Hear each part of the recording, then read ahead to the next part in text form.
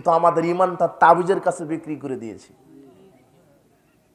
আমাদের ইমানের এত পাওয়ার, একটা তাবিজ আমাদের ইমানকে ধ্বংস করে দিয়েছে। বলছে আল্লাহও লাগে, হিল্লাও লাগে। আশ্চর্য কথা, যে আল্লাহ আপনার সন্তানকে জন্ম দিতে পারলো, সে আল্লাহ আপনাকে, সেই আল্লাহ আপনার সন্তানকে মেরে ফেলতে পারে, বাঁচিয়েও দিতে পারে। এই ক্ষমতা কার? আর আপনার আকীদা তাবিজের। যে তাবিজ না দিলে বদনজর লাগবে, ক্ষতি হবে। আপনার সন্তানের কল্যাণ অকল্যাণের মালিক কে? রাসূল সাল্লাল্লাহু আলাইহি ওয়াসাল্লাম বলছেন মান তাআল্লাকা তামিমা ফাকাদ আশরাকা, যে তাবিজ ব্যবহার করলো সে শিরক করলো। এখন যদি আপনার শরীরে তাবিজ থাকে, খুলে ফেলেন। আপনার সন্তানের কোমরে, গলায়, হাতে যদি তাবিজ থাকে, মাদুলি থাকে, অষ্টাধাতুর আংটি থাকে, তাহলে খুলে ফেলেন। এগুলি শিরক, এগুলি শিরক। এই শিরক থাকা অবস্থায় আপনার ঈমানও চলে যাবে, আমল ধ্বংস হবে। আপনি একটা তাবিজের কাছে ঈমান বিক্রি করে দিয়েছেন, একটা তামার বালার কাছে ঈমান বিক্রি করে দিয়েছেন। আপনার ছেলের কপালে কালো টিপ কেন?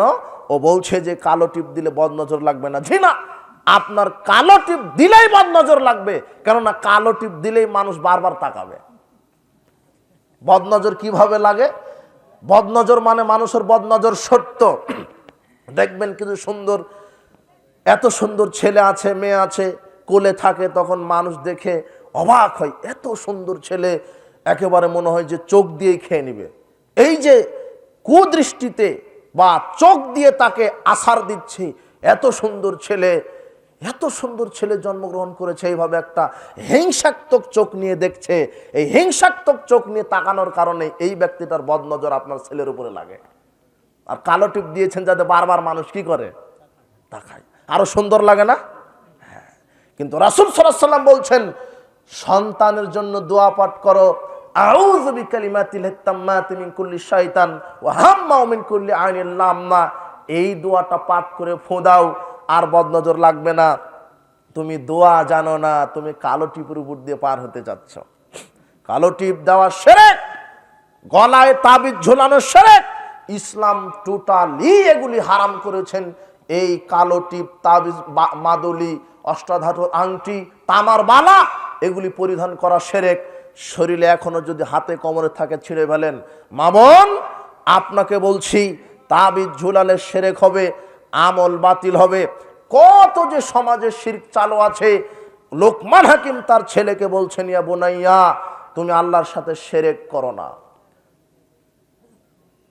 কাক ডাকছে, কুটুম্ব আসছে, হাত থেকে গ্লাস পড়ে গেল, কুটুম্ব আসে।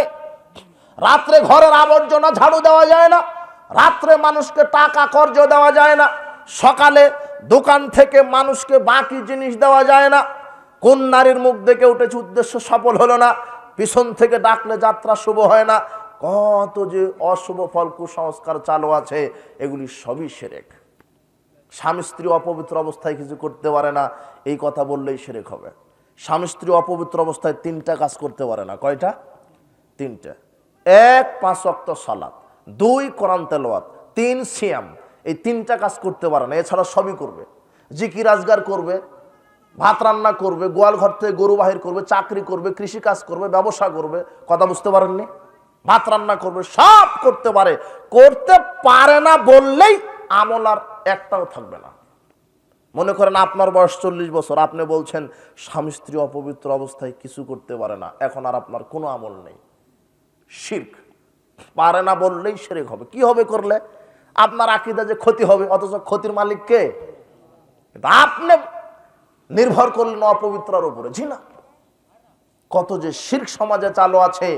বলছিলাম লোকমান হাকিম তার ছেলেকে বলছেন শিরক করো না। ইয়া বুনাইয়া আকিমিস সালাত, হে আদরের সন্তান তুমি সালাত আদায় করো। এই যে দেখেন, বাপ তার সন্তানকে সালাতের জন্য আদেশ করছে। আপনি কি আপনার ছেলে মেয়েকে সালাতের জন্য বলতে পেরেছেন? অহংকার করো না, কণ্ঠ যেন উঁচু না হয়, জমিনে হাঁটবে বিনীতভাবে, দাম্ভিকতার সাথে নয়। এই যে দেখেন সন্তানকে তার পিতা কিভাবে নসিহা করছে, উপদেশ দিচ্ছে, আপনি এভাবে দেন।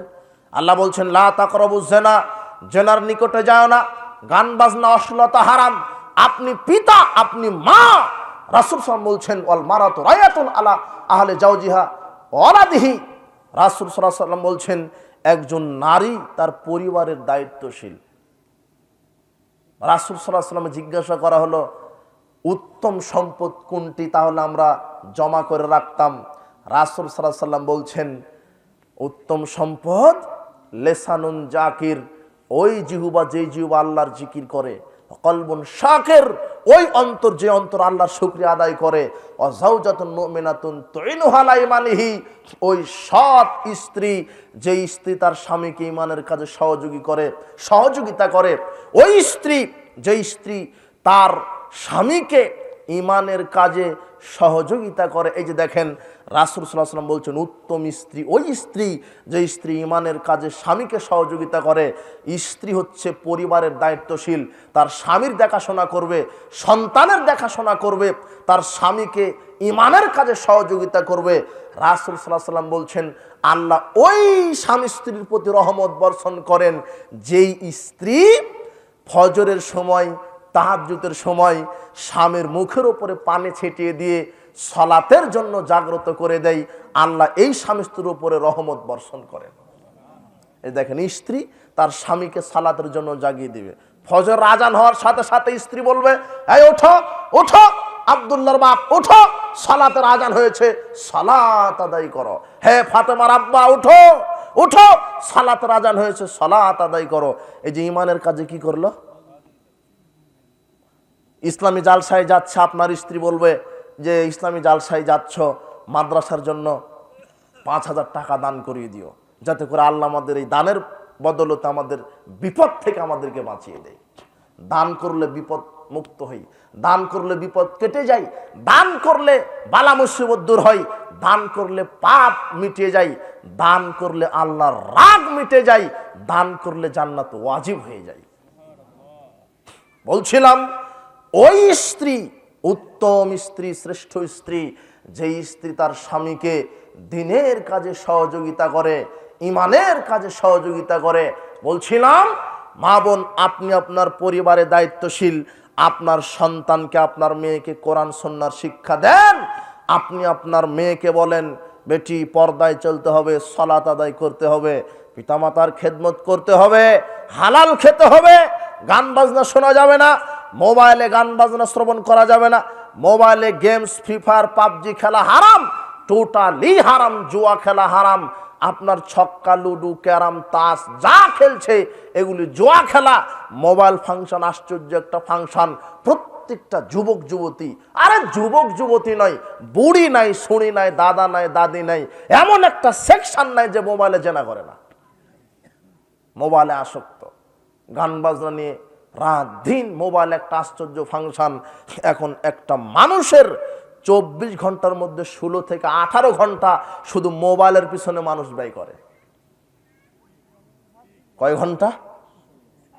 অথচ মোবাইল যখন পৃথিবীতে ছিল না, এই 16 ঘন্টা কিন্তু অন্য কাজে ব্যয় করেছে। এখন একটা যুবক আর একটা যুবতী 24 ঘন্টার মধ্যে 16 থেকে 18 ঘন্টা শুধু মোবাইলকে সময় দেয়। কাকে? শুধু মোবাইলকে। একটা 18 ঘন্টা যুবক আর যুবতী শুধু মোবাইলে আসক্ত থাকে, আর ওই সময় ও ঘুমায়, পেশাব পায়খানা করে খায়। যদি ঘুম চোখে না আসতো তাহলে মোবাইলে আরো সময় দিত। আপনি ভাবে রাত 2টায় যখন হাত থেকে মোবাইল পড়ে গেল তখন ঘুমিয়ে গেল, ঘুম থেকে উঠে আবার ওই মোবাইল হাতে নিচ্ছে। বুঝেননি কথা? কোথায় সালাত, কোথায় সিয়াম? আপনার ছেলে মেয়ে, আপনি সতর্ক হন, আপনার প্রজন্মকে আপনি রক্ষা করেন। আপনার আজকের এই প্রজন্ম ধ্বংসের দিকে চলে যাচ্ছে। এমন একটা প্রজন্ম জন্মাচ্ছে যারা না জানে কোরআন, না জানছে কোরআন, না জানছে হাদিস। বলছিলাম উপস্থিত বৈঠকের মুসলিম দিনী ভাই বোন, আপনাকে বলছি আপনি সতর্ক হন, আপনার পরিবারকে জাহান্নামের আগুন থেকে বাঁচান। কোরআন এবং সহিহ সুন্নাহর জ্ঞান দিয়ে তাদেরকে কোরআন এবং সহিহ সুন্নাহর জ্ঞান দিয়ে জাহান্নাম থেকে বাঁচার চেষ্টা করেন। আজকের বর্তমান সমাজের লোক কোরআন সুন্নাহ থেকে অনেক দূরে, আলেম ওলামাকে মূল্যায়ন করতে চায় না, কোরআন সুন্নাহর শিক্ষাকে মূল্যায়ন করতে চায় না। আপনার আজকেই শুনলাম যে এখানে মাদ্রাসাটা 1 বছর ধরে কি আছে, বন্ধ আছে, তাই না? প্রাইমারি বন্ধ আছে, হাই স্কুল। আপনার ছেলে মেয়েরাই তো পড়ে, মাদ্রাসায় দিয়েছেন, ও তো ফকিরি বিদ্যা, মাদ্রাসার বিদ্যা, তাই না? যদিও কেউ দেয় তাহলে যেটা কানা খোঁড়া ল্যাংড়া সেটা দেয় মাদ্রাসায়, তাই না? আপনি যে কত বড় মুনাফিক, আপনি দরদ দেখান উপরে, হুজুরকে খুব সালাম দেন, হুজুরকে কি দেন? খুব সালাম, খুব মহব্বত, কিন্তু গোপনে আলেমদেরকে গালিও দেন। আলেমদেরকে সম্মান করতে শিখেননি। এটা আলেমের যে কত মর্যাদা। আর আশ্চর্য কথা, একটা আলেম, একটা মসজিদের খতিব, তাকে কয় হাজার টাকা বেতন দেন আপনি?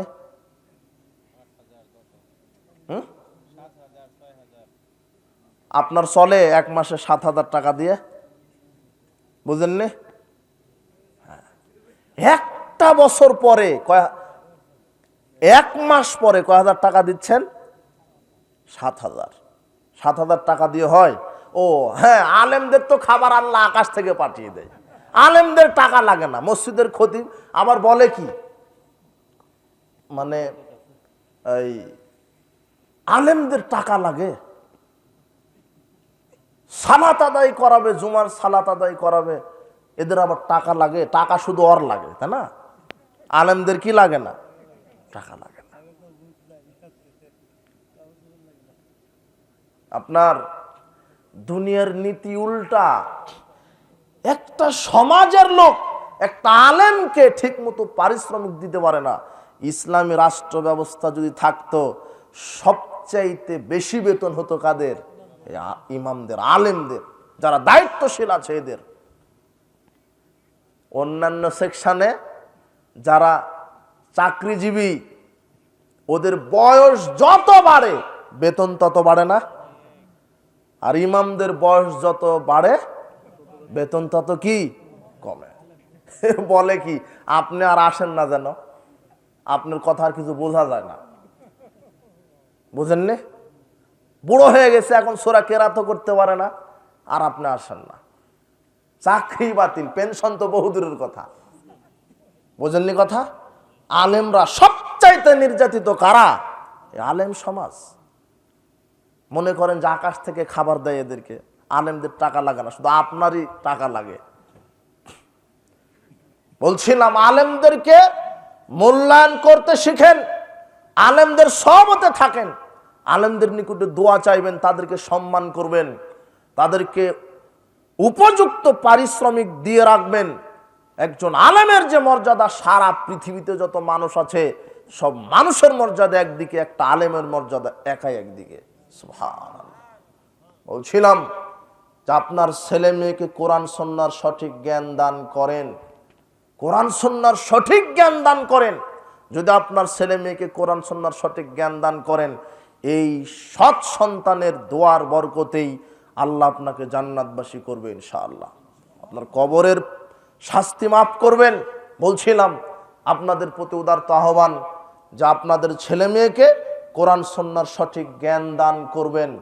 আপনার সন্তান, আপনার ছেলে মেয়ে, আপনার পরিবার প্রত্যেকের উপরেই কোরআন সুন্নাহর জ্ঞান অর্জন করা আবশ্যক। বলছিলাম রাসূল সাল্লাল্লাহু আলাইহি সাল্লাম বলছেন, নারীরা পরিবারের দায়িত্বশীল, তাদের ছেলে মেয়েকে সঠিক জ্ঞান দান করবে, সঠিক তত্ত্বাবধান করবে, সঠিকভাবে প্রতিপালন করবে, তার স্বামীকে ঈমানের কাজে সহযোগিতা করবে। মা বোন, আপনাকে বলছি স্বামীকে মূল্যায়ন করার চেষ্টা করেন। রাসূল সাল্লাল্লাহু আলাইহি সাল্লাম বলছেন, ইন্নাদ দুনিয়া কুল্লাহা মাতাউন ওয়া খায়রুল মাতাদ দুনিয়াল মারাতুস সালেহা। দুনিয়ার সবই উত্তম সম্পদ, এর মধ্যে শ্রেষ্ঠ সম্পদ হচ্ছে সতীসাধ্য স্ত্রী। সতীসাধ্য স্ত্রী দুনিয়ার মধ্যে সবচাইতে দামি সম্পদ। যে স্ত্রী স্বামীকে তৃপ্তি দিতে পারে, আনন্দ দিতে পারে, স্বামীর খেদমত করতে পারে, যে স্ত্রী স্বামীর ঈমানের কাজে সহযোগী হতে পারে। বলছিলাম আব্দুল্লাহ বিন আবি আওফা রাদিয়াল্লাহু আনহু বলছেন, রাসূল সাল্লাল্লাহু আলাইহি ওয়াসাল্লাম বলেছেন, ওয়াল্লাযী নাফসু মুহাম্মাদিন বিয়াদিহি, সেই সত্তার কসম করে বলছি যেই সত্তার হাতে আমার আত্মা রয়েছে, লা তুআদ্দিল মারআতু হাক্কা রাব্বিহা হাত্তা তুআদ্দি হাক্কা যাওজিহা। ওই নারী ততক্ষণ তার রবের হক আদায় করতে পারে না যতক্ষণ না স্বামীর হক আদায় না করে। মা বোন, জান্নাতে যেতে চাইলে স্বামীর আনুগত্য করেই যেতে হবে।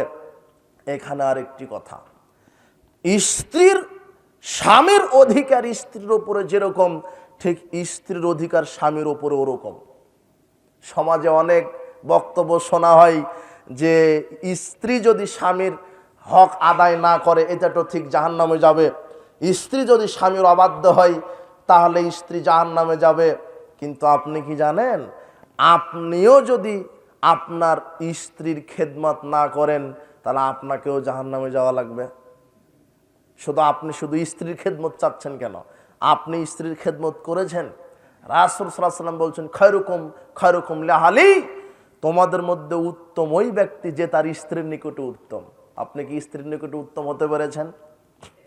বিচার মাঠে আল্লাহ প্রত্যেক স্ত্রী নারীদেরকে ডেকে বলবেন তোমাদের স্বামী কেমন ছিল। প্রত্যেক নারীদের নিকট থেকে সাক্ষী নেওয়ার পরে স্বামীদেরকে আল্লাহ জান্নাতে দিবেন। এখন আপনার স্ত্রী বলবে তো যে আমার স্বামী ভালো ছিল? বোঝেননি কথা? আপনি আপনার স্ত্রীর কাছে ভালো হন। আয়েশা রাদিয়াল্লাহু তাআলা আনহা বলছেন, কানা ফি মেহনাতে আহলি, রাসূল সাল্লাল্লাহু আলাইহি ওয়াসাল্লাম পরিবারে আমাদেরকে সহযোগিতা করতেন, স্ত্রীদেরকে সহযোগিতা করতেন সাংসারিক কাজে। রাসূল সাল্লাল্লাহু আলাইহি ওয়াসাল্লাম বকরির দুধ দহন করতেন, জুতাতে তালি লাগাতেন, কাপড় সেলাই করতেন, ঘর ঝাড়ু দিতেন। আয়েশা রাদিয়াল্লাহু তাআলা আনহা রান্না করতে বসেছেন, এমন সময়তে রান্নার কাজে সহযোগিতা করতেন।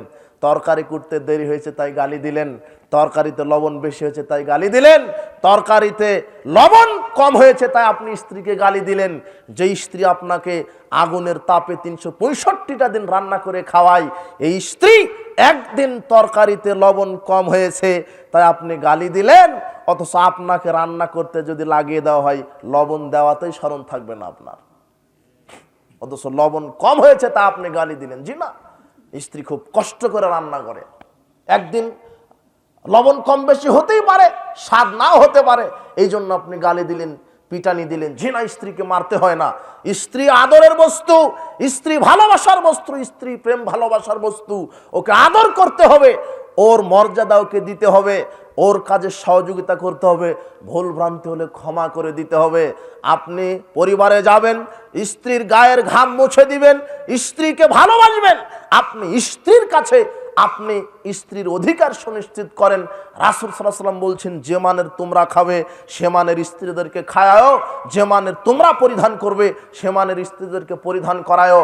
স্ত্রীদেরকে গালি দিবে না, স্ত্রীদেরকে পিটাবে না, স্ত্রীদেরকে নিজের বাড়ি ছাড়া কোথাও থাকতে দিবে না, স্ত্রীদেরকে কোরআন সুন্নাহর আদেশ উপদেশ দিবে, স্ত্রীদেরকে ঠিকমতো ভরণ পোষণ দিবে, তাহলেই তোমরা হবে যোগ্য পুরুষ। আপনি কি যোগ্য পুরুষ হতে পেরেছেন? রাসূল সাল্লাল্লাহু আলাইহি ওয়াসাল্লাম বলছেন, তোমাদের মধ্যে উত্তম পুরুষ ওই ব্যক্তি যে তার স্ত্রীর নিকটে উত্তম। আপনি আপনার স্ত্রীর নিকটে উত্তম হন, আপনার স্ত্রী আপনার নিকটে উত্তম হবে ইনশাআল্লাহ। বলছিলাম যে স্বামী স্ত্রী দুজনারই অধিকার সুনিশ্চিত করতে হবে। শুধু আপনি খেদমত চাইবেন অথচ আপনি স্ত্রীর খেদমত করবেন না, তাহলে আপনারও জন্য জান্নাত হবে না।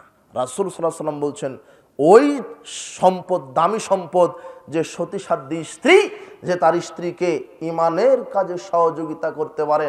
বলছিলাম উপস্থিত বৈঠকের মুসলিম দিনী ভাই বোন, আপনারা যারা এসেছেন কোরআন সুন্নাহকে মূল্যায়ন করবেন, কোরআন সুন্নাহর সঠিক জ্ঞান অর্জন করবেন। জ্ঞান না থাকলে মানুষের কোনো দাম নেই। আপনার জ্ঞান আছে বলে আপনি মানুষ, আপনার যদি জ্ঞান না থাকে তাহলে আপনি মানুষ হতে পারবেন না। জ্ঞান না থাকলে হালাল হারাম বিবেচনা করতে পারবেন না। আপনাকে বুঝতে হবে ঈমান কি, আমল কি, হালাল কি, হারাম কি, শিরক কি, বেদাত কি। পুরো সামাজিক ব্যবস্থাটা আজকে শিরক বেদাতের উপর দিয়ে যাচ্ছে, হারামের উপর দিয়ে যাচ্ছে। প্রায় লোক হারামখোর, কেউ বা ঘুষখোর, কেউ বা সুদখোর, কেউ বা মদখোর, কেউ বা জেনাকার, কোনো না কোনো পাপে জড়িত আছে। হারাম খাওয়া থেকে ফিরে থাকেন। ঘুষ খাবেন না, সুদ খাবেন না, দুর্নীতি করবেন না, চুরি করবেন না, মাদকতা থেকে তুমি ফিরো। যুবক, তোমাকে বলছি, তুমি তোমার এই ঈমানকে মাদকতার সাথে বিক্রি করেছ, তুমি তোমার ঈমানকে গান বাজনার কাছে বিক্রি করেছ, তুমি তোমার ঈমানকে জোয়ার কাছে বিক্রি করেছ। তুমি আজকে তওবা করো, তুমি তোমার ঈমানকে নগ্ন নারীর কাছে বিক্রি করে দিয়েছ। শোনো, তোমার জন্য জান্নাতে হুর তৈরি করা হয়েছে, এই নগ্ন নারী নয়। জান্নাতের একটা হুর যদি এই পৃথিবীতে উকি মারে তাহলে সূর্যের আলো অন্ধকার হয়ে যাবে। ওটা তোমার জন্য আছে, তো তুমি পচা নারীর পিছনে ছুটে কেন? তুমি কি বুঝো? তুমি তওবা করো। আর পৃথিবীতে আল্লাহ তোমার জন্য নারী সিলেক্ট করেই রেখেছে, তুমি নিজের ক্যারিয়ারকে আগে গড়ো। তুমি একটা নারীর পিছনে ছুটতে গিয়ে নিজের ক্যারিয়ারকে ধ্বংস করো না। একটা উলঙ্গ নারী তোমার চরিত্র নষ্ট করবে, তোমার অর্থ নষ্ট করবে, তোমার ক্যারিয়ার নষ্ট করবে, তোমার আমল নষ্ট করবে, তোমার পরকাল নষ্ট করবে। তুমি উলঙ্গ নারীর পিছন থেকে হটো, তুমি ফিরে আসো। আর তুমি মাদকতাকে কবর দাও। তুমি বিড়ি সিগারেট ছাড়া তোমার দিন চলে না, তোমার সিগারেট ছাড়া তোমার দিন কাটে না। উত্তম সঙ্গী হয়েছে তোমার সিগারেট আর উলঙ্গ নারী। এই দুটা কারণেই তোমাকে জাহান্নামে যেতে হবে। এই বিড়ি সিগারেট, ইয়াবা, ফেন্সিডিল, জর্দা, গুল, আলাপাতা, জর্দা, গাঁজা, ইয়াবা, হেরোইন, ফেন্সিডিল যা আছে, মদ যার ভিতরে নেশা আছে, সেগুলি হারাম। এই মাদকতা তোমার ঈমানকে নষ্ট করছে, আমলকে নষ্ট করছে, তোমার যৌবনকে নষ্ট করছে, তোমার পরকালকেও নষ্ট করবে। এগুলি হারাম। তুমি তওবা করো, এই মাদকতা থেকে তুমি ফিরে আসো। বলছিলাম রাসূল সাল্লাল্লাহু আলাইহি ওয়াসাল্লাম বলেছেন, যে ব্যক্তি মদ পান করবে 40 দিন আল্লাহ তার উপরে অসন্তুষ্ট থাকবেন। যে ব্যক্তি মদ পান করবে তার 40 দিনের কোনো ইবাদত কবুল হবে না। আনাস রাদিয়াল্লাহু আনহু বলছেন, রাসূল সাল্লাল্লাহু আলাইহি ওয়াসাল্লাম মদখোরদেরকে 40টা করে জোতা পিটা করেছিলেন। কতটা? মদ মদ মদ বুঝেন নাই যে বিড়ি সিগারেট এগুলি মদ, এর ভিতরে নেশা আছে। এই যে জর্দা খান, এই জর্দা হলো মদ। আপনি বলছেন যে জর্দা খায় নেশা হয় না তো, মাথা পাগলামি করে না তো? মাথা তো ঠিকই থাকে। রাসূল সাল্লাল্লাহু আলাইহি ওয়াসাল্লাম বলছেন, যেটা বেশি খেলে পাগলামি হয় সেটার অল্প খাওয়াটাও হারাম। এই যুবক শোনো, তোমার মসজিদের হুজুর জর্দা খায়, তোমার মসজিদের হুজুর তো 2 গ্রাম জর্দা খায় 1 গ্রাম পানের সাথে খায়। তো ওই হুজুরকে তুমি 200 গ্রাম খাওয়ায় দেখো, ও আর সূরা ফাতিহা তেলাওয়াত করতে পারবে না। সূরা ইখলাস পাঠ করার পরে বলবো আমি তো ফাতিহাই পড়লাম। আর তোমাকে যদি এখন খাইয়ে দিই, তুমি বাড়িতে বউকে গিয়ে মা ডাকবা। এটা হলো জর্দা, ওটা হলো গাঁজা, ওটা হলো ইয়াবা, ওটা হলো ফেন্সিডিল। তুমি জর্দা খাও, পানের সাথে চিবিয়ে খাও, আর বিড়ি সিগারেটের ভিতরে জর্দাটা থাকে, ওই মশলায়, জর্দার মশলায় থাকে, ওটা তুমি পুড়িয়ে খাও, একই কথা। আর তোমরা বাপ বেটা যে বিড়ি সিগারেট খাও, তোমাদের রুচি থাকা উচিত, তোমাদের তো রুচিও নাই। তোমরা যে কত কুরুচি সম্পন্ন। তোমার মসজিদের ইমামের রুচি বলে কিছু জিনিস নাই। শোনো, তোমার মসজিদের ইমাম গাঁজাখোরের চাইতে খারাপ। কেন? যারা গাঁজা খায় তারা গোপনে খায়, কেউ তাদেরকে দেখতে পারে না। আর তোমার মসজিদের হুজুর জর্দা মারে, মেম্বারের ভিতরে মারে মসজিদের, বোঝনি তুমি? আর তোমার মসজিদের হুজুর, তোমরা 2 বাপ বেটা, তোমার বাপ খায় বিড়ি, তুমি খাও সিগারেট, তোমার মসজিদের হুজুর খায় জর্দা। এই তোমরা 3 জন এই রাস্তাতে দাঁড়িয়ে থাকো। আমি যে বললাম যে সবচাইতে তোমাদের রুচি খারাপ, এই বিড়ি সিগারেট জর্দাই নিয়ে তুমি রাস্তাতে দাঁড়িয়ে থাকো। কুকুরের সামনে তোমার বিড়ি সিগারেট জর্দা ফেলে দাও, বিশ্বাস করো কুকুরও খাবে না। যেটা কুকুর খায় না, তোমরা বাপ বেটা খাও, তোমার মসজিদের হুজুর খায়। আর পৃথিবীতে এমন কোনো খাবার নাই যেই খাবার টয়লেটে খাই, তোমরা যেটা খাও সেটা টয়লেটে খাই। বোঝনি তোমরা? তোমরা যে কত খারাপ। তুমি আজকে তওবা করো, তোমার হুজুরকে তওবা করে উঠতে বলো, তোমার হুজুরকে গিয়ে বলো, তোমাকে বলছি তুমি আজকে তওবা করো। তোমার বাপকে বলছি, তোমার বাপকে তওবা করতে বলো। বিড়ি সিগারেট, ইয়াবা, জর্দা, গুল এগুলি হারাম। এগুলি খেলে ইবাদত কবুল হবে না, আল্লাহ রাজি খুশি থাকবে না, সন্তুষ্ট থাকবে না। বলছিলাম যে তুমি এই মাদকতা থেকে ফিরো।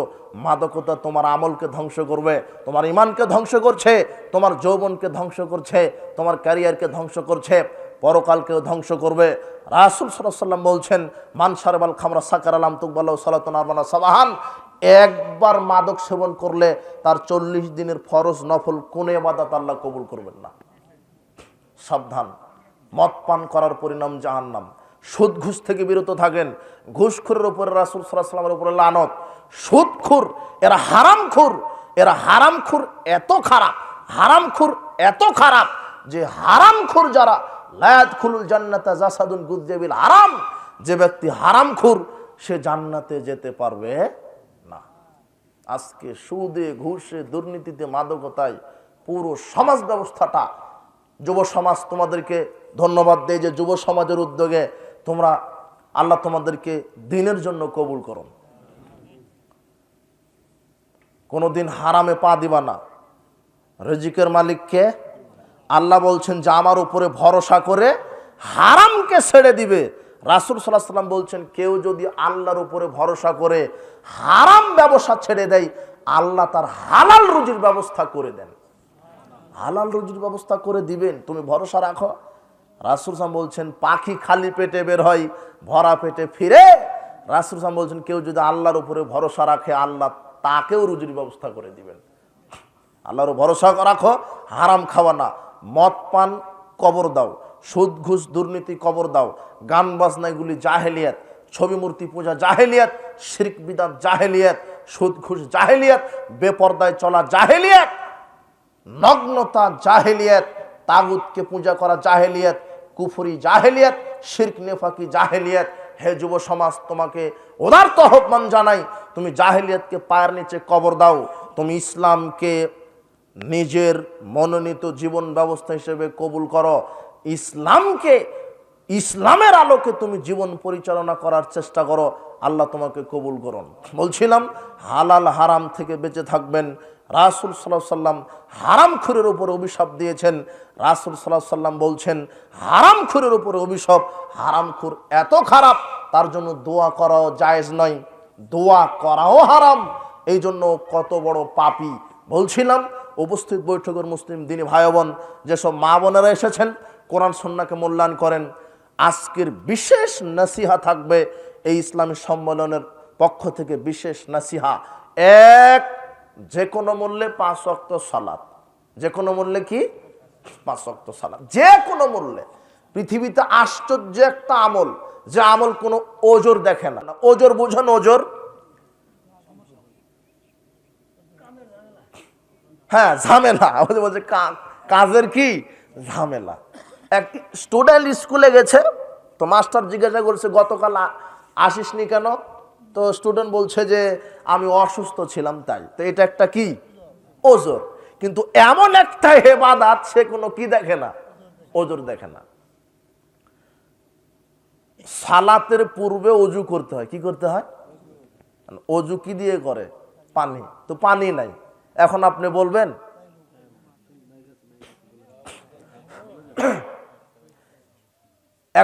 বলবেন যে পানি নাই, ওযু করতে পারিনি, তাই আমি সালাত আদায় করলাম না। জি না, বিকল্প আছে তায়াম্মুম, মাটি দিয়ে তায়াম্মুম করবেন, মাটিও নাই, তাহলে কি বিনা ওযু বিনা তায়াম্মুমে এরপরও কি করতে হবে? সালাত আদায় করতে হবে। যে না কথা বলেন, আমি শেষ করে দেবো 2-1 মিনিটে, আর আলো লাগবে না, কথা বুঝতে পারছেন না? হ্যাঁ,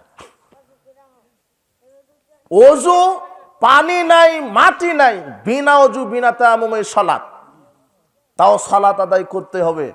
পোশাক পরে সালাত আদায় করতে হয়, পরিষ্কার পরিষ্কার পোশাক নেই, অপরিষ্কার পোশাকেই, কোনো পোশাক নেই, উলঙ্গ, ওই অবস্থায় সালাত আদায় করতে হবে। আপনাকে বলছি কেবলামুখী সালাত আদায় করতে হয়, কেবলা বুঝতে পারেন না, যেদিকে খুশি সেদিকে ফিরেই সালাত আদায় করতে হবে।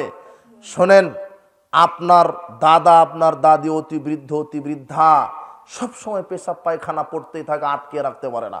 এই যুবক শোনো, তোমার দাদি অজু করে জায়নামাজে দাঁড়িয়েছে, ঝরঝর করে পেশাব বের হয়ে গেল, তোমার দাদির বয়স 90, 85, 100 বছর হয়েছে, বয়সের কারণে পেশাব পায়খানা ধরে রাখতে পারে না।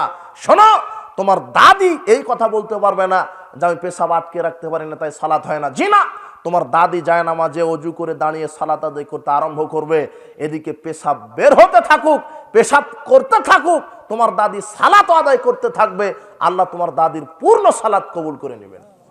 তাও সালাত কোনো ওজুর দেখছে না, ও পেশাবও করবে, পায়খানাও করবে, সালাতও আদায় করবে।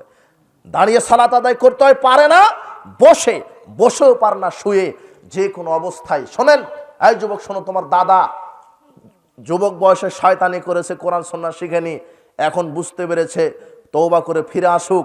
তোমার দাদা সূরা ফাতিহাও জানা নাই, সূরা ফাতিহা শিখতেও পারে না, তোমার দাদার সূরা ফাতিহাও লাগবে না। তোমার দাদা শুধু সালাতে দাঁড়িয়ে সুবহানাল্লাহ, আলহামদুলিল্লাহ, লা ইলাহা ইল্লাল্লাহ বলবে, রুকুতে যাবে বলবে সুবহানাল্লাহ, সেজদায় যাবে বলবে সুবহানাল্লাহ, আলহামদুলিল্লাহ, শুধু এই বলে সালাত রুকু সেজদা করবে, আল্লাহ তোমার দাদার পুরো সালাত কবুল করে নেবেন। কিন্তু যে ব্যক্তি সূরা ফাতিহা জানে না, সে কিন্তু না পড়লে সালাত হবে না। কিন্তু যে ব্যক্তি কিছুই জানে না, অন্তত রুকু সেজদা ঠিক মতো করবে, আল্লাহ তার সালাত কবুল করে নেবে। সালাত যে কোনো মূল্যে আদায় করতে হবে। 1, 2, যে কোনো মূল্যে হালাল খেতে হবে, হারাম থেকে বেঁচে থাকবেন। 3, শিরক বিদআত করবেন না, কাবিরা গুনাহ থেকে বেঁচে থাকবেন। 4, যে কোনো মূল্যে যে কোনো মূল্যে মানুষের সাথে সদাচরণ করবেন, যার নাম মানুষ তার সাথে সদাচরণ করবেন, যার নাম মানুষ তার সাথে সদাচরণ করবেন। 5, আল্লাহর ফরজ ইবাদতের পাবন্দী হবেন, যেগুলি ফরজ ইবাদত অন্তত সেগুলি করবেন। 1, 5 ওয়াক্ত সালাত। 2, হালাল রুজি। 3, কাবিরা গুনাহ শিরক বেদাত থেকে বিরত থাকবেন। 4, ফরজ ইবাদত অন্তত হলেও 5 ওয়াক্ত সালাত, রমাদানের সিয়াম, সামর্থ্য থাকলে হজ, সামর্থ্য থাকলে যাকাত, যেগুলি করতেই হবে ফরজ ইবাদতের হেফাজত করবেন। 5, যার নাম মানুষ তার সাথে সদাচরণ করবেন। মুচি হোক, মেথর হোক, হিন্দু হোক, বৌদ্ধ হোক, খ্রিস্টান হোক, হাজি হোক, গাজী হোক, মৌলানা হোক, এমপি হোক, মন্ত্রী হোক, যেই হোক, যার নাম মানুষ তার সাথে সদাচরণ করতে হবে। এই কয়েকটা আমল যদি আপনি করতে পারেন, জান্নাত হবে ইনশাআল্লাহ, ইনশাআল্লাহ। আপনাদের ইমানে ওয়াইলুল মুসাল্লিন, মুসল্লিদের জন্য ওয়াইল নামক জাহান্নাম। আল্লাযীনা হুম আন সালাতিহিম সাহুন, যারা সালাতের ব্যাপারে উদাসীন, অমনোযোগী, ওয়াক্তকে প্রাধান্য দেয় না, নিজের গতিতে সালাত আদায় করে। জোহরের ওয়াক্ত হয়েছে, ওয়াক্ত মতোই সালাত আদায় করতে হবে। আপনি জোহরটা ইচ্ছাকৃতভাবে আসরের সাথে পড়তে পারেন না। 5 ওয়াক্ত সালাতের জন্য আল্লাহ 5টি নির্ধারিত ওয়াক্ত ঠিক করেছেন। এই 5 ওয়াক্ত সালাত ওয়াক্ত মতোই আপনাকে আদায় করতে হবে। রাসূল সাল্লাল্লাহু আলাইহি ওয়াসাল্লাম বলছেন, রাসূল সাল্লাল্লাহু আলাইহি ওয়াসাল্লামকে জিজ্ঞাসা করা হলো কোন সালাত উত্তম, তিনি বলছেন as-salatu fi awwal waqtiha, যেই সালাতটি ওয়াক্ত মতো আদায় করা হয় সেটাই হচ্ছে সর্বোত্তম ইবাদত। মা বোনদেরকে বলছি, সালাতের যখন ওয়াক্ত হবে, মসজিদে যখন আজান হয়ে যাবে, ঘর ঝাড়ু দিচ্ছিলেন, ঘর ঝাড়ু দেওয়া বন্ধ থাকবে। ভাত রান্না করছিলেন, ভাত রান্না বন্ধ থাকবে। কাপড় খাচ্ছিলেন, কাপড় খাঁচা বন্ধ থাকবে। সব কাজ বন্ধ। আপনাকে বলছি, আপনি অফিস আদালতে আছেন, ওয়াক্ত হয়ে গেছে, অফিস আদালত বন্ধ থাকবে। আপনি ব্যবসায়িক, ওয়াক্ত হয়ে গেছে, ব্যবসা প্রতিষ্ঠান বন্ধ থাকবে। আপনি কৃষক, ওয়াক্ত হয়ে গেছে, আপনার কৃষিকাজ বন্ধ থাকবে। ওয়াক্ত মতো সালাত আদায় করবেন, তারপরে কৃষিকাজ চলবে, শিক্ষা অঙ্গন চলবে, ব্যবসা প্রতিষ্ঠান চলবে, চাকরির ডিউটি চলবে, ভাত রান্না চলবে, ঘর ঝাড়ু দেওয়া চলবে, তরকারি রান্না চলবে, কাপড় খাঁচা চলবে। কিন্তু ওয়াক্ত মতোই আপনাকে কি আদায় করতে হবে? সালাত। আপনি নিজ ইচ্ছা মতো সালাত আদায় করবেন না। আপনি চাকরির ডিউটিতে আছেন, বলছেন যে না, কেবল তো আজান হলো, আরও তো 1.5-2 ঘন্টা সময় আছে, আসরের সাথে পড়ে নেব। যে না, আপনার জন্যই জাহান্নাম। আপনি 5 ওয়াক্ত সালাত আদায় করার পরেও জাহান্নামে যাবেন যদি আপনি ওয়াক্তকে প্রাধান্য না দেন, নিজের গতিতে সালাত আদায় করেন। বলছিলাম, এই জন্য সালাতের বিধান আপনাকে জানতে হবে। কিভাবে সালাত আদায় করবেন, আপনাকে প্রত্যেকটা আমলের পূর্বে বিদ্যা অর্জন করতে হবে। এই জন্য মা বোনদেরকে বলছি, আপনারা ওয়াক্তকে প্রাধান্য দিয়ে 5 ওয়াক্ত সালাত আদায় করুন। এরপরে দ্বিতীয় সতর্ক, অধিকাংশ মহিলা সালাত আদায় করার সময় এরা 2 পা জোড় করে দাঁড়িয়ে সালাত আদায় করে। জিনা, 2 পায়ের মাঝে ফাঁকা থাকবে, ভারসাম্য সুন্দর সঠিকভাবে দাঁড়িয়ে সালাত আদায় করবে। কোন শয়তান জানি বলেছে যে 2 পায়ের মাঝে ফাঁকা থাকলে লজ্জাস্থানের সম্পর্ক নাকি মাটির সাথে হয়, তাই 2 পাটা জোর করে দাঁড়াতে হবে, অথচ এই কথা ঠিক নয়। তৃতীয় নম্বর সতর্ক মহিলাদের, অধিকাংশ মহিলারা, অধিকাংশ হাজারে 1000, লাখে 1 লক্ষ, কোটিতে 90,90,900 জন নারী যখন সিজদা করে তখন দেখবেন যে এদের হাঁটুর সাথে কোনটা লাগিয়ে আর এই বাহুটা মাটির সাথে লাগিয়ে সিজদা করে। বুঝেননি কথা? অথচ নারী পুরুষের সিজদা একই, লম্বালম্বি ভাবে সিজদা দিবে, একেবারে হাত সামনে চলে যাবে, 2 বাহুটা, বগলটা ফাঁকা থাকবে, পেটের তল দিয়ে যেন ছাগলের বাচ্চা যেতে পারে এমন লম্বা আড়াআড়ি ভাবে সিজদা দিবে, পিঠ একেবারে সোজা থাকবে।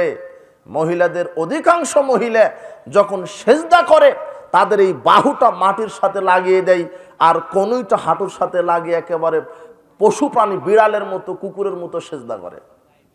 বুঝেননি কথা? এইভাবে সেজদা করলে সালাত হবে না। নারী পুরুষের একই বিধান, নারী পুরুষ একইভাবে রুকু সেজদা করবে।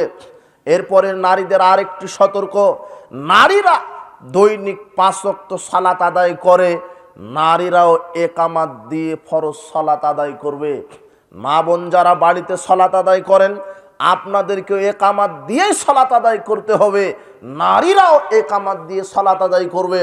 নারীদের আরেকটি সতর্কতা, রাত্রের মাগরিব এশা ফজরের 3 রাকাত 3 ওয়াক্তের সালাত জোরে কেরাত করে পড়তে হয়, তা না? কিন্তু নারীরা কিন্তু জোরে কেরাত করে না, নারীদেরকেও সরবে কেরাত করতে হবে, জোরে নয়, চিল্লায় নয়, সরবে। আলহামদুলিল্লাহ রব্বিল আলামিন আর রহমানির রহিম, এইভাবে নারীরাও মাগরিব এশা ফজরের সালাত সরবে তেলাওয়াত করবে, তবে কণ্ঠ হবে নিচু, জোরে নয়। বুঝেননি কথা? নারী পুরুষের একই সালাতের বিধান, কোনো পার্থক্য নেই। এই সালাতের পদ্ধতি আমাকে শিখতে হবে। আপনি তাকবীরে তাহরিমা দিয়ে 2 হাত বুকের উপরে বাঁধবেন, বাম হাতের কবজির উপরে, ডান হাতের কবজি দিয়ে বুকের উপরে বাঁধবেন। আপনার দৃষ্টি থাকবে সেজদা যেখানে দিবেন সেখানে, রুকুতে গিয়েও আপনার দৃষ্টি থাকবে সেজদার আশেপাশে, সেজদার জায়গায়। রুকুতে যখন যাবেন রাফালে আদায়ন করবেন 3 রাকাত অথবা 4 রাকাত সালাতে রাফালে আদায়ন। রাফালে আদায়ন মানে হাত উত্তোলন করা, 4টি জায়গায় রাফালে আদায়ন করতে হয়। তাকবীরে তাহরিমার সময় 3 রাকাত অথবা 4 রাকাত বিশিষ্ট সালাতে রাফালে আদায়ন করার স্থান 4টি। কয়টি? 4টি। 1 তাকবীরে তাহরিমা দেওয়ার সময়, 2 রুকুতে যাওয়ার সময়, 3 রুকু থেকে উঠার পরে, 4 2 রাকাত সালাত আদায় করে বৈঠকের পর 3য় রাকাতের জন্য যখন উঠবেন তখন আবার রাফালে আদায়ন করে বুকে হাত বাঁধতে হবে। কয় জায়গায় হলো? 4 জায়গায়। 4 জায়গায় এইভাবে রাফালে আদায়ন করবেন। রাফালে আদায়ন করে রুকুতে যাবেন, রাফালে আদায়ন করে সেজদায় রুকু থেকে উঠে রাফালে আদায়ন করবেন। 3য় রাকাতের জন্য দাঁড়ালে ওই সময় রাফালে আদায়ন করবেন। বলছিলাম এইভাবে সালাত চলবে, দৃষ্টি থাকবে সেজদা যেখানে দিবেন সেইখানে। এরপরে রুকু করবেন, যখন রুকুতে যাবেন তখন পিঠ টান টান থাকবে, সেজদায় যাবেন লম্বাভাবে সেজদা করবেন, পশু প্রাণীর মতো নয়। এরপরে বৈঠক, প্রথম বৈঠকে তাশাহুদ পাঠ করবেন। প্রথম বৈঠকে তাশাহুদ পাঠ করার সময় তাশাহুদের শুরু থেকে শেষ পর্যন্ত তর্জনী আঙুল দিয়ে ইশারা করবেন 53 আঙ্গুলের মতো, এইভাবে তাশাহুদ পাঠ করবেন আর হালকাভাবে ইশারা দিবেন। শেষ বৈঠকেও শুরু থেকে শেষ পর্যন্ত যতক্ষণ না সালাম না ফিরাচ্ছেন ততক্ষণ ইশারা করতে হবে। একবার জাগিয়ে আবার একবার টপ করে নামিয়ে দিবেন, এরকম হাদিস পৃথিবীতে নাই। শুরু থেকে শেষ পর্যন্ত যখন তাশাহুদের বৈঠকে বসবেন বা শেষ বৈঠকে বসবেন তখন আপনার এই দৃষ্টি থাকবে নখের উপরে। কোথায়? এছাড়া সব জায়গাতে দৃষ্টি থাকবে কোথায়? সেজদার জায়গায়। শুধু তাশাহুদ অথবা শেষ বৈঠকে যখন আপনি বসবেন তখন আপনার দৃষ্টি থাকবে এই নখের উপরে। বলছিলাম এগুলি হলো সালাতের বিধান, এইভাবে সালাত আদায় করতে হবে। যারা জামাতে সালাত আদায় করবেন পায়ের সাথে পা মিলিয়ে দাঁড়াবেন, সূরা ফাতিহা শেষে আমিন জুড়ে বলবেন, বুকের উপরে হাত বাঁধবেন, রাফালে আদায় করবেন।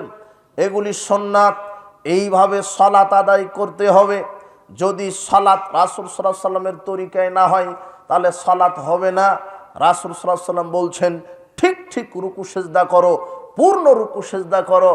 রাসূল সাল্লাল্লাহু আলাইহি সাল্লাম বলছেন সালাতুর রাজুলে, কোন ব্যক্তির সালাত, রাসূল সাল্লাল্লাহু আলাইহি সাল্লাম বলছেন কেউ যদি জামাতে সালাত আদায় করে তার নেকি হবে 25 গুণ।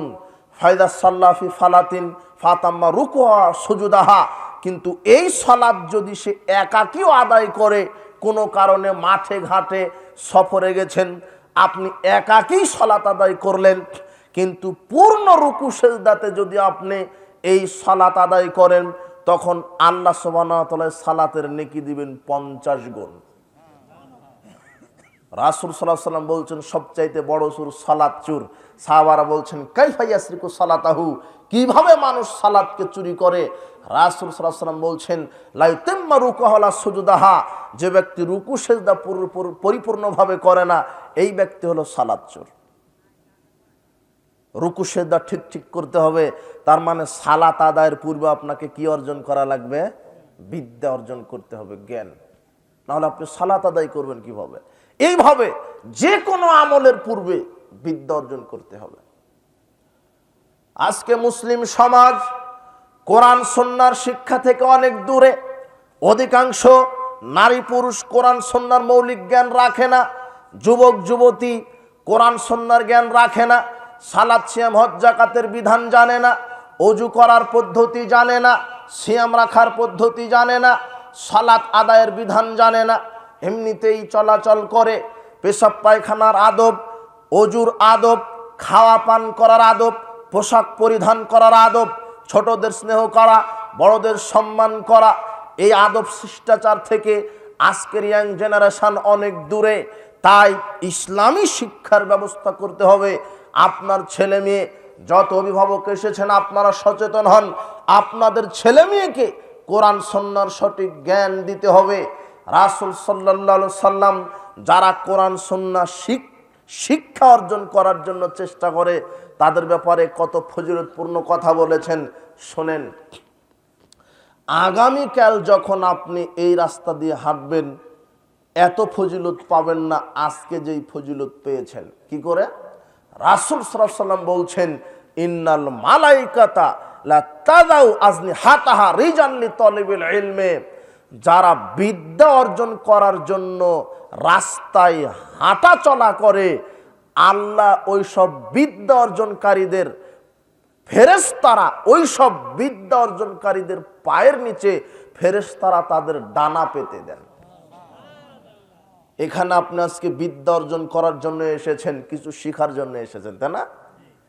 আজকে আপনি বাড়ি থেকে এই জায়গায় এসেছেন, রাসূল সাল্লাল্লাহু আলাইহি সাল্লামের হাদিস, রাসূল সাল্লাল্লাহু আলাইহি সাল্লাম বলছেন যে ব্যক্তি বিদ্যা অর্জন করার জন্য রাস্তা দিয়ে হাঁটা চলা করে ফেরেশতারা তার সম্মানের জন্য তার পায়ের নিচে ফেরেশতারা নিজেদের ডানা বিছিয়ে দেন। আজকে আপনার পায়ের নিচে ডানা বিছিয়েছে, কিন্তু আগামীকাল যখন হাঁটা চলা করবেন আর ডানা বিছাবে না। বুঝেননি কথা? কেন? আজকে আপনি বিদ্যা অর্জন করার জন্য এসেছেন। যারা বিদ্যা অর্জন করে এদের মর্যাদা কত বেশি।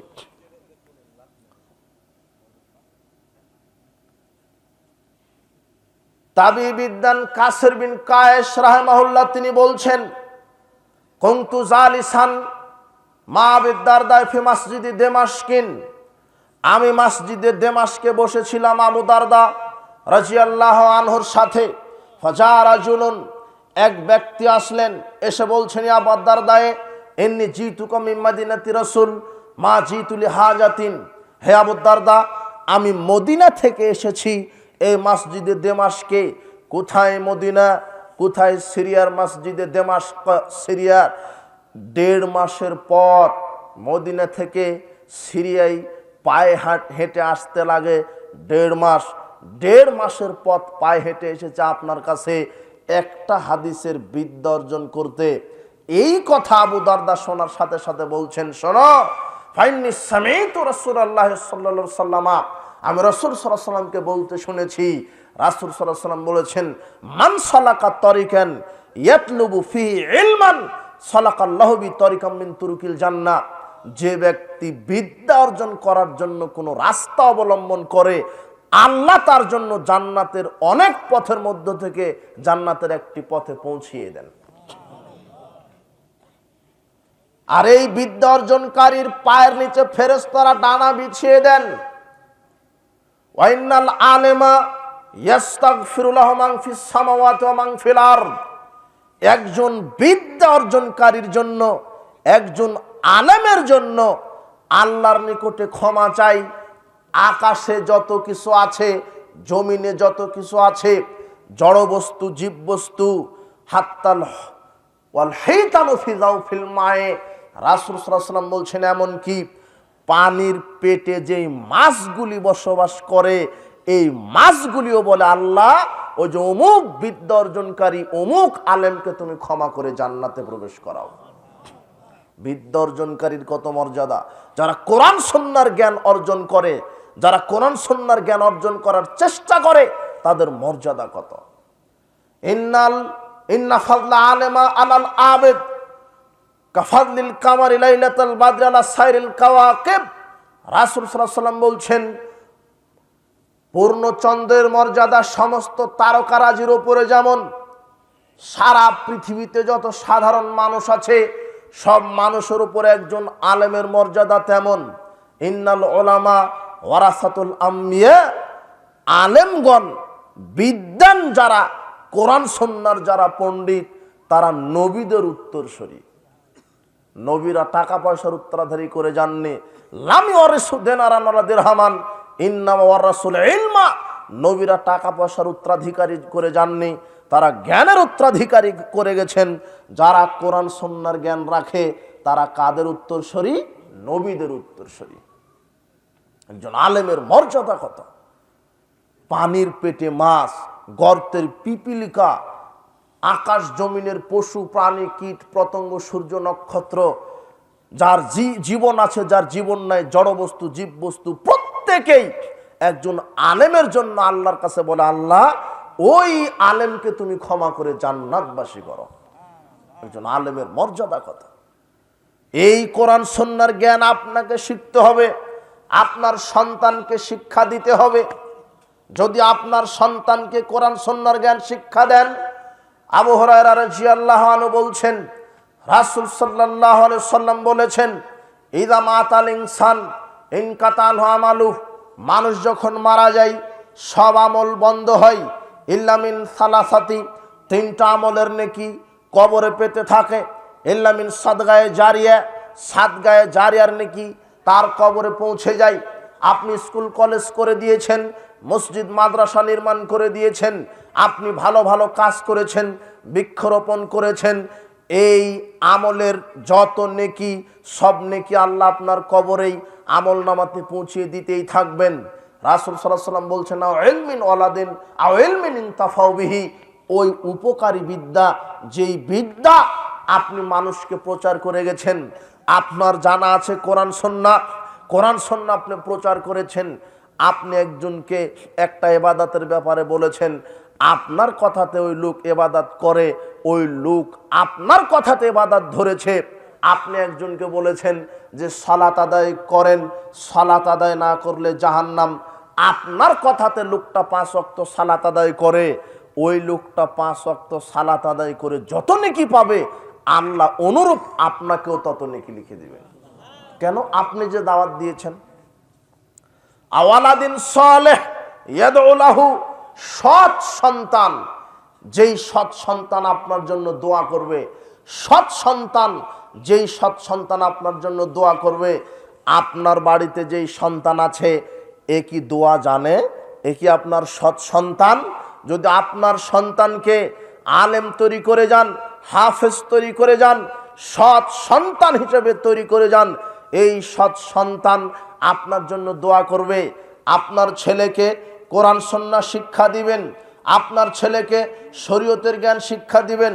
আপনার ছেলেকে যদি যা শিক্ষা দিবেন, আপনি বলবেন আব্বু বিসমিল্লাহ বলে খাও, খাওয়া শেষ আলহামদুলিল্লাহ বলো, বড়দেরকে সালাম দিবে, বড়দেরকে সম্মান করবে, শয়তানের আড্ডাখানায় যাবে না, গান বাজনা শ্রবণ করবে না, 5 ওয়াক্ত সালাত আদায় করবে, পর্দায় চলাচল করবে, হালাল খাবার খাবে।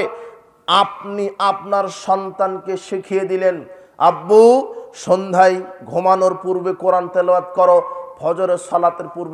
ফজরের সালাতের পরে কোরআন তেলাওয়াত করো, বড়দেরকে সালাম দিও। এইভাবে আপনি আপনার সন্তানকে যদি নসিহা করে যান, আপনার কথাতে আপনার সন্তানকে যদি এই শিক্ষা দিয়ে যান, আপনার সন্তান যত ইবাদত করবে সমপরিমাণ ইবাদতের নেকি আল্লাহ আপনার আমল নামাতেও লিখে দিবেন। আপনার সন্তানকে শিক্ষা দেন, আপনার সন্তানকে কোরআন সুন্নাহ শিক্ষা দেন, সালাত আদায় করতে বলেন, আপনার মেয়েটাকে পর্দায় থাকতে বলেন, আপনার মেয়েটাকে শরীয়ত শিক্ষা দেন। রাসূল সাল্লাল্লাহু আলাইহি ওয়াসাল্লাম বলছেন, সৎ সন্তান যেই সন্তান তার পিতামাতার জন্য দোয়া করে। রাসূল সাল্লাল্লাহু আলাইহি ওয়াসাল্লাম বলছেন, ইন্নাল্লাহা ইয়ারফাউ দারাজাতা লিল আবদি সালিহ ফিল জান্নাহ। জান্নাতে কিছু পিতামাতার মর্যাদা আল্লাহ বৃদ্ধি করবেন। জান্নাতে কিছু পিতামাতার মর্যাদা আল্লাহ বৃদ্ধি করবেন। আন্নালি হাজিহি, ওই পিতামাতা আল্লাহকে বলবেন, আল্লাহ আমরা এত আমল তো করিনি, এত নেকির কাজ তো করিনি, আমাদের মর্যাদা এত বৃদ্ধি পেল কি করে? তখন আল্লাহ বলবেন, বিস্তেগফার ওয়ালাদিকা লাক, শোনো, ওই যে পৃথিবীতে তোমরা তোমাদের নেক সন্তান, সৎ সন্তান রেখে এসেছিলে, ওই সৎ সন্তানের দোয়ার বরকতে আমি আল্লাহ তোমাদের মর্যাদা বৃদ্ধি করে দিয়েছি। এই সৎ সন্তান রেখে যান, যেই সৎ সন্তান আপনার জন্য দোয়া করবে, বলবে, আল্লাহ আমার বাপ মাকে ক্ষমা করো, আমার বাপ মাকে জান্নাতের উঁচু আসনে জায়গা দান করো, জান্নাতুল ফেরদাউস দান করো। আপনার সৎ সন্তান বলবে, রব্বির হামহুমা কামা রব্বায়ানি সাগীরা, এইভাবে দোয়া করবে। মারা যাওয়ার পরে আপনার এই সৎ সন্তান দোয়া করবে কিভাবে? জানাজার দোয়া আপনি পড়েন, ইমাম সাহেব পড়ে, খতিব সাহেব পড়ে, আপনার ছেলে মাস্টার ডিগ্রি পাস, আপনার ছেলের দোয়াই জানা নাই, ও কি করে দোয়া করবে? আপনার ছেলেকে মাস্টার ডিগ্রি পাস করার পূর্বে আপনার ছেলেকে জানাজার দোয়া অন্তত শিক্ষা দেন। উচ্চ শিক্ষা দিয়েন না, সুশিক্ষা দেন। অতিরিক্ত উচ্চ শিক্ষা দিলে বৃদ্ধাশ্রম ছাড়া কপালে কিছু জুটবে না। উচ্চ শিক্ষা নিয়ে লন্ডনে চলে যাবে, থাকবেন আপনি বৃদ্ধাশ্রমে। উচ্চ শিক্ষা দিতে নিষেধ করছি না, আপনার ছেলেকে ইঞ্জিনিয়ার, ডাক্তার, মাস্টার বানান, ইঞ্জিনিয়ার বানান, সচিব বানান, আইনজীবী বানান, কিন্তু আগে মৌলিক শিক্ষা কি হবে? কোরআন হাদিস। তাহলে আর বৃদ্ধাশ্রমে থাকা লাগবে না। বুঝেননি? আগে সৎ সন্তান তৈরি করেন, যেই সৎ সন্তান আপনার জন্য দোয়া করবে, আল্লাহুম্মা গফির লাহু ওয়ারহামহু ওয়াফি ওয়াফু আনহু ওয়াকরিম নুজুলাহু ওয়াসসি' মাদখালাহু ওয়াগসিলহু বিল মাই ওয়াসসালজি ওয়াল বারাদ ওয়ানাক্কিহি মিনাল খাতায়া কামা ওয়ানাক্কাস সাবুলা পিয়াজু মিনাদ দানাসে ওয়াবদিলহু দারান খারাম মিন দারিহি ওয়ালান খারাম মিন আহলিহি ওয়া যাওজান খারাম মিন যাওজিহি ওয়াদখিলহুল জান্নাহ ওয়াইযহু মিন আযাবিল কবর ওয়া মিন আযাবিন নার। এইভাবে সৎ সন্তান আপনার জন্য দোয়া করবে, আল্লাহ আমার বাপ মাকে ক্ষমা করো, তাদের থাকার জায়গা প্রশস্ত করো, তাদের জন্য উত্তম অতিথিয়তা প্রেরণ করো, তাদেরকে সম্মানজনক রিজিক দান করো, তাদের জন্য উত্তম থাকার ব্যবস্থা করো। দুনিয়াতে যেই ঘর ছিল উত্তম ঘর দাও, দুনিয়াতে যেই বাড়ি ছিল উত্তম বাড়ি দাও, দুনিয়াতে যে সঙ্গী সাথী ছিল উত্তম সঙ্গী সাথী দাও। প্রতিপালক আমার বাপ মাকে জান্নাতে প্রবেশ করাও, আমার বাপ মাকে জাহান্নামের আগুন থেকে বাঁচিয়ে দাও।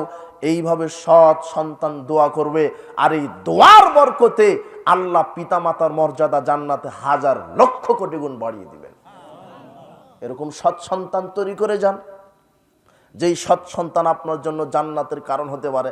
কিন্তু আপনার বাড়িতে যেই ছেলে আছে সে তো অজুই জানে না, আপনার বাড়িতে যে মেয়েটা আছে সে কোনোদিন বোরখাই পড়েনি, ওকে বোরখা পড়তেই নাকি লজ্জা লাগে। আরে শয়তান, ও যদি বোরখা পড়তে আমাকে লজ্জা লাগে, কি লাগে?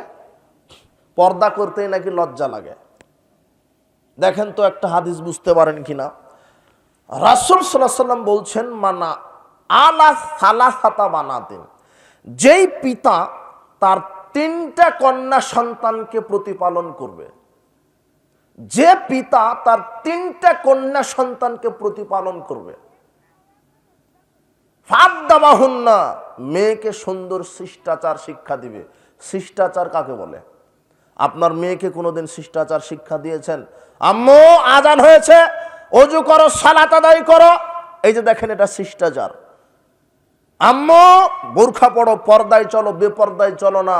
তুমি যদি বেপর্দায় চলো তুমিও জাহান্নামী, আর আমি তোমার বাপ, আমি দায়ুস হব, আমিও জাহান্নামী। এই যে মেয়েকে শিষ্টাচার শিক্ষা দিলেন। আম্মু খাও বিসমিল্লাহ বলে, ভাতের প্লেট থেকে পাশ থেকে খাও, অপচয় করো না। খাওয়া শেষ আলহামদুলিল্লাহ বলো, পর্দায় থাকো, মুখের ভাষা যেন কর্কশ না হয়, মুখের ভাষা যেন কর্কশ না হয়। 5 ওয়াক্ত সালাত আদায় করো, রমাদানের সিয়াম পালন করো, পিতামাতার খেদমত করো, সত্য কথা বলো, মানুষের গীবাত করো না, মানুষকে গালি দিও না। এইভাবে মেয়েকে শিষ্টাচার শিক্ষা দিতে হয়। আপনি দিয়েছেন, আপনার সন্তানকে শিষ্টাচার শিক্ষা দিয়েছেন, হারাম খেও না, বেপরদায় চলো না। রাসূল সাল্লাল্লাহু আলাইহি ওয়াসাল্লাম বলছেন, যেই পিতা তার 3টা কন্যা সন্তানকে শিষ্টাচার শিক্ষা দিবে, 2 ওয়াজাওয়াজাহুন্না, নেক্সট সন্তানের সাথে বিবাহের ব্যবস্থা করবে। নেক্সট সন্তান কোনটা? যে গাঁজা খায়, তাই না? যে কোনোদিন সালাত আদায় করে না।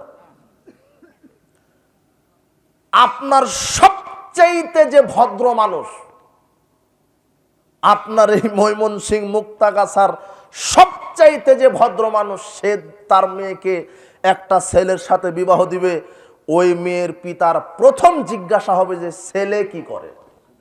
বুঝেননি? প্রথম জিজ্ঞাসা কি হবে? ছেলে কি করে। ছেলের বাপের সম্পত্তি কত, ছেলের ডিগ্রি কত, ছেলে বেতন পায় কত। বুঝেননি? সবচাইতে যে ভদ্র, সে তার মেয়েকে যখন একটা ছেলের সাথে বিবাহ দিতে চাইবে, মেয়ের বাপের প্রথম প্রশ্ন কি হবে বলেন তো? ছেলে কি করে, ডিগ্রি কত, বেতন পায় কত, ছেলের বাপের অবস্থা কি। বুঝেননি কথা? অধিকাংশ কিন্তু কোন পিতা মেয়েকে বিবাহে দেওয়ার সময়তে বলে না যে ছেলে 5 ওয়াক্ত সালাত আদায় করে, তো করে। বুঝেননি? এখনো বুঝেননি? ছেলে কি হারামখোর না হালালখোর, ছেলে কি মদখোর, গাঁজাখোর, চোর, ডাকাত, এগুলি জিজ্ঞাসা করে না। প্রথম প্রশ্ন ছেলে কি করে, মাসে বেতন পায় কত। বুঝেননি কথা? অথচ রাসূল সাল্লাল্লাহু আলাইহি ওয়াসাল্লাম বলছেন, সুন্দর শিষ্টাচার যে ব্যক্তি তার মেয়েকে শিক্ষা দিবে, যার 3টা কন্যা সন্তান, 3টা কন্যা সন্তানকে সুন্দর শিষ্টাচার শিক্ষা দিল। আপনাকে কি দিয়ে বুঝাবো সুন্দর শিষ্টাচার কি? মেয়েকে বলতে হবে, বেটি পর্দায় চলো, বেপর্দায় চলতে পারবা না। আপনার মেয়েটা সকাল 10টায় বাড়ি থেকে বের হয়, আর সন্ধ্যা 10টায় বাড়িতে ফিরে, আপনি খবর রাখলেন না আপনার মেয়েটা কি করে। আপনার মেয়েটার স্কুল সকাল 10টা থেকে বিকেল 4টা পর্যন্ত, আপনার মেয়েটার কোচিং 4টা থেকে 5টা পর্যন্ত। আপনার মেয়েটা বাড়িতে ফিরছে রাত 8টার সময়তে, 5 থেকে 8, 3 ঘন্টা আপনার মেয়ে কি করলো। বুঝেননি কথা? আপনি বাপ হওয়ার যোগ্যতা রাখেননি। আপনার মেয়েকে নজরে রাখতে হবে, আপনার মেয়েকে দিন শিক্ষা দিতে হবে। আপনার মেয়েকে বলতে হবে, আজানের পরে সালাত আদায় না করলে পিঠের চামড়া থাকবে না, এর নাম বাপ। আজানের পরে সালাত, কোন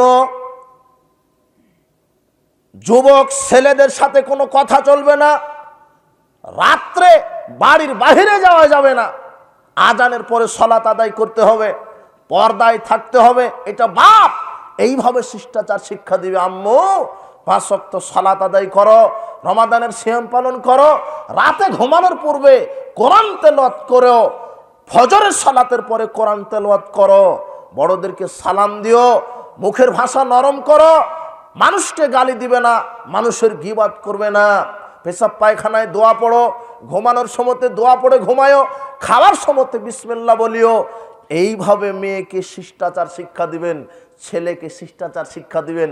রাসূল সাল্লাল্লাহু আলাইহি ওয়াসাল্লাম বলছেন, যে পিতা তার 3টা কন্যা সন্তানকে লালিত পালিত করে, ফাদ্দাবাহুন্না, সুন্দর শিক্ষা দেয়, ওয়াজাওয়াজাহুন্না, সৎ সন্তানের সাথে বিবাহের ব্যবস্থা করে, ওয়াহসানা ইলাইহিন্না, তার সাথে সুন্দর আচরণ দেখায়। আপনি বাপ, আপনার মেয়ের সাথে সুন্দর আচরণ দেখাতে হবে। দেখেন 3টা কাজ। 1, সুন্দর শিষ্টাচার শিক্ষা দিতে হবে। 2, সৎ সন্তানের সাথে বিবাহের ব্যবস্থা করে দিতে হবে। 3, মেয়ের সাথে সুন্দর ব্যবহার দেখাতে হবে। কোন পিতা যদি তার মেয়ের সাথে 3টা কাজ করতে পারে, আল্লাহ ওই পিতার উপরে জান্নাতকে ওয়াজিব করে দিবেন। এখন আপনার সাথে আমার কথা, আপনার বাড়িতে আপনার যে মেয়েটা আছে, এই মেয়েটার কারণে আপনি কি জান্নাতে যেতে পারবেন? ওকে কি সুন্দর শিষ্টাচার শিক্ষা দিয়েছেন? ওর সাথে কি ভালো ব্যবহার করেন? ও কি পর্দা করে? ও কি আজানের পরে সালাত আদায় করে? দেখেন আপনার মেয়েটা, রাসূল সাল্লাল্লাহু আলাইহি ওয়াসাল্লাম আর একটা কথা বলেছেন, মান আলা জারিয়াতাইনে, যার দুটি কন্যা সন্তান আছে, হাত্তা তাবলুগা, বালেগ হওয়া পর্যন্ত প্রতিপালন করে, সুন্দর শিষ্টাচার শিক্ষা দেয়, সৎ সন্তানের সাথে বিবাহের ব্যবস্থা করে দেয়, ওই কন্যা সন্তানের পিতা আর আমি মুহাম্মদ সাল্লাল্লাহু আলাইহি সাল্লাম একসাথে লাগালাগি একই জান্নাতে বসবাস করব। তো দেখেন, আপনার বাড়িতে আপনার যে মেয়েটা আছে, এই মেয়েটার কারণে আপনি কি মুহাম্মদ সাল্লাল্লাহু আলাইহি সাল্লামের সাথে জান্নাতে থাকতে পারবেন, নাকি আপনার মেয়ের কারণে জাহান্নামের শয়তানের সাথে থাকা লাগবে? সিদ্ধান্ত আপনার। আপনার মেয়েকে সুন্দর শিষ্টাচার শিক্ষা দেন, আপনার ছেলেকে সুন্দর শিষ্টাচার শিক্ষা দেন। লোকমান হাকিম তার ছেলেকে সুন্দর শিষ্টাচার শিক্ষা দিয়েছিলেন। লোকমান হাকিম তার ছেলেকে বলছেন, ইয়া বুনাইয়া লা তুশরিক বিল্লাহ, হে আমার আদরের ছেলে, তুমি আল্লাহর সাথে শিরক করো না, আল্লাহ ছাড়া কাউকে সিজদা করো না, আল্লাহ ছাড়া কারো নামে পশু প্রাণী মানত করো না, কুরবানি করো না, আল্লাহ ছাড়া কারো কাছে রিজিক চেও না, আল্লাহ ছাড়া কারো বিধান প্রতিপালন করো না, আল্লাহ ছাড়া কাউকে আইনদাতা বিধানদাতা মানো না, আল্লাহ ছাড়া কারো কাছে সন্তান চেও না, আল্লাহ ছাড়া কাউকে কল্যাণ অকল্যাণের মালিক বলে বিশ্বাস করো না। আমার রিজিকদাতা, আমার মালিক, আমার আইনদাতা, আমার বিধানদাতা, আমার রাজ্জাক, আমার গাফফার, আমার সন্তানদাতা, আমার কল্যাণ অকল্যাণদাতা একমাত্র কে? আল্লাহ।